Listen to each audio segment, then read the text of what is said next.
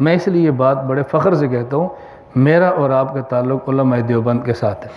ہمارے پاس قرآن بھی ہے، ہمارے پاس حدیث بھی ہے، ہمارے پاس فقہ بھی ہے، ہمارے پاس تاریخ بھی ہے، جہاد بھی ہے، سیاست بھی ہے، تبلیغ بھی ہے، علم بھی ہے، خانقاہ بھی ہے، اور دین کا درد بھی ہے۔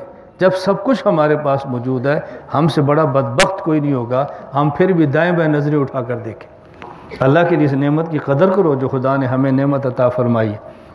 جب یہ بھائی عثمان شہید ہوئے تو میں قطر میں تھا، میں نے مولانا کو فون کیا، تعزیت کی، مجھے آنے میں بھی اسی وجہ سے دیر ہوئی ہے۔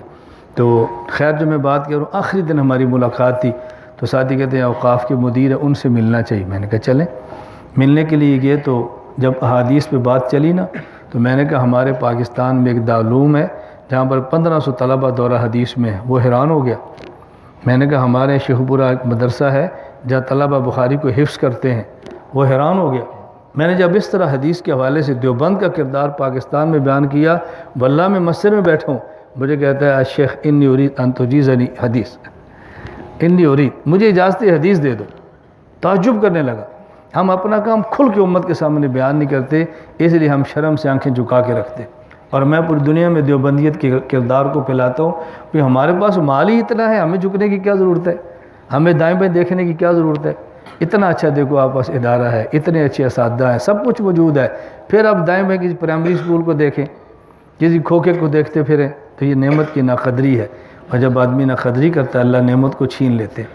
اللہ مجھے اور آپ کا اپنے اکابر کی قدر کرنے کی توفیق عطا فرمائے، اور دائی کا بیان پورا نہیں ہوتا جب تک وہ تشکیل نہ کرے۔